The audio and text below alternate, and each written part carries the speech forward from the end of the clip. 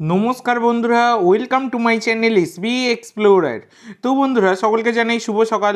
তো আজকের ভিডিওতে কিছু গুরুত্বপূর্ণ বিষয় নিয়ে আলোচনা করতে চলেছি। তো যারা চ্যানেলে প্রথমবার এসেছো অবশ্যই সকলে একটা করে সাবস্ক্রাইব করে দিও। সাবস্ক্রাইব করা সম্পূর্ণ ফ্রি, তাই যারা যারা ভিডিও দেখছো একটা করে সাবস্ক্রাইব করতে কিন্তু কেউ ভুলো না। তো বন্ধুরা, গতকালকে মোহামেডানের সাথে উড়িষ্যা এফসির ম্যাচ ছিল, যে ম্যাচটা কিন্তু 0-0 গোলে ড্র হয়েছে। তো ম্যাচটা কিন্তু আউটস্ট্যান্ডিং পারফরমেন্স মোহামেডান দিয়েছে। তাদের ব্যাড লাক যে তারা জয়টা পায়নি, দুখানা শট পুরো বারে লেগে ফিরে আসে, এই হচ্ছে ব্যাপার। এবং দুর্দান্ত লড়াই কিন্তু করেছে গতকালকে মোহামেডান, যেটা কিন্তু অনেক দিন পর মোহামেডানের থেকে দেখা গেল।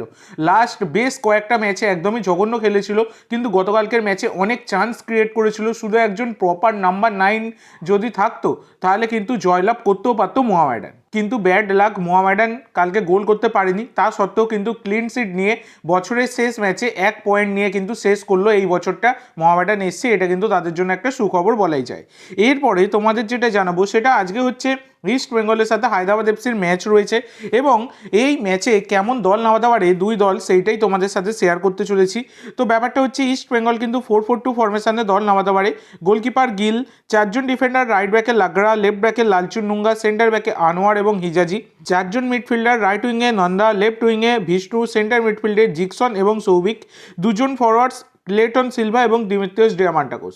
তো এইরকম কিন্তু হতে পারে ইস্ট বেঙ্গলের। আর এইদিকে হায়দ্রাবাদ এফসি কিন্তু 4-2-3-1 ফরমেশনে দল নামাতে পারে, যেখানে গোলকিপার করণজিৎ, চারজন ডিফেন্ডার, রাইট ব্যাকে আব্দুল, লেফট ব্যাকে মনোজ মোহাম্মদ, সেন্টার ব্যাকে সাজি এবং সাপিক, দুজন ডিফেন্সিভ মিডফিল্ডার লেনি এবং আলবা, তিনজন অ্যাটাকিং মিডফিল্ডার, রাইট মিডফিল্ডে সৌরভ, লেফট মিডফিল্ডে কোরিয়া, সেন্টার অ্যাটাকিং মিডফিল্ডে সাই গডার্ড, একজন ফরওয়ার্ড সানি।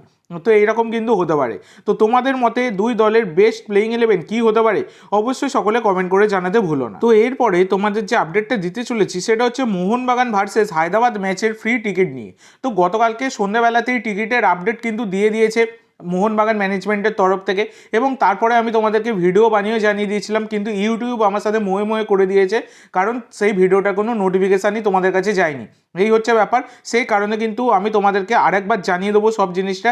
এছাড়া কিন্তু কালকে যারা যারা ভিডিওটা দেখেছে অনেকের মধ্যে কোয়েরি ছিল, অনেক কিছু কোশ্চেন কিন্তু সকলেরই রয়েছে। তো সবটাই কিন্তু আমি তোমাদের সাথে এতে শেয়ার করে দিচ্ছি এই ভিডিওতে। তো দেখো বন্ধুরা, আগামী 2রা জানুয়ারি কিন্তু বিবেকানন্দ জুয়ার ক্রীড়াঙ্গনে মোহনবাগানের সাথে হায়দ্রাবাদের ম্যাচ রয়েছে। যে ম্যাচের ফ্রি টিকিট তোমরা কিন্তু আজকে 28শে ডিসেম্বর, আজ থেকে মোহনবাগান ক্লাব গ্রাউন্ড, এছাড়া বিবেকানন্দ জুয়ারতি ক্রীড়াঙ্গনের বক্স অফিস 2 গেট নাম্বার 4 থেকে তোমরা কিন্তু পেয়ে যাবে। সকাল 11টা থেকে দুপুর 3:30 অবধি কিন্তু টিকিট দেওয়া হবে। একজনকে ম্যাক্সিমাম 2টো টিকিট কিন্তু দেওয়া হবে। একজন লাইনে দাঁড়ালে 2টো টিকিট কিন্তু সে পাবে, একজনকে 2খানা টিকিট দেওয়া হবে। এছাড়া তোমরা অনেকেই জিজ্ঞাসা করছিলে যে ম্যাচের দিন টিকিট পাবো কিনা। তো দেখো, এখানে কিন্তু পরিষ্কার লেখা আছে স্টক যতক্ষণ থাকবে ততক্ষণ কিন্তু টিকিট দেওয়া হবে। যদি ম্যাচ ডের দিন স্টক থাকে তাহলে কিন্তু তোমরা টিকিট পাবে, যদি স্টক না থাকে টিকিট পাবে না। আর এর কোনো অনলাইনের ব্যবস্থা কিন্তু নেই, যা হবে অফলাইন। এই পুরো ফ্রি টিকিট যেটা, সেটা পুরোপুরি কিন্তু অফলাইন। তো তোমরা যেমন আজকে লাইন দেবে, আজকে কালকে লাইন দেবে, তেমনই কিন্তু তোমরা পাবে, কোনো অনলাইনের সিন কিন্তু এখানে নেই। তো আশা করি সকলকে বোঝাতে পেরেছি। কালকে অনেকেই কোশ্চেন করছিলে, তো এই বিষয়টা নিয়ে আমি ক্লিয়ার করাতে পেরেছি আশা করি তোমাদের কাছে। তো এরপরে তোমাদের যে আপডেটটা দিতে চলেছি সেটা হচ্ছে, 5 দিন আগে তোমাদেরকে ভিডিও বানিয়ে জানিয়েছিলাম যে মোহনবাগান ইস্ট বেঙ্গলের মধ্যে যে ফিরতি ডার্বি 11ই জানুয়ারি, সেই ডার্বি কিন্তু নিয়ে অনিশ্চয়তা রয়েছে, মানে সেই ডার্বিটা কিন্তু স্থগিত হতে পারে। তো ব্যাপারটা হচ্ছে, গঙ্গাসাগর মেলার জন্য কিন্তু এই ম্যাচে পুলিশি নিরাপত্তা দেওয়া যাবে না, পর্যাপ্ত পুলিশি নিরাপত্তা দেওয়া যাবে না, সেইটাই কিন্তু আগে থেকেই প্রশাসন জানিয়ে দিয়েছিল। তো গতকালকে মোহনবাগান ম্যানেজমেন্টকে চিঠি দিয়ে বিধাননগর পুলিশ কমিশনার তারা কিন্তু জানিয়ে দিলেন যে গঙ্গাসাগর মেলার জন্য 11ই জানুয়ারি পর্যাপ্ত পুলিশ দেওয়া সম্ভব নয়, সেক্ষেত্রে ডার্বি কিন্তু অনিশ্চিত হয়ে পড়লো।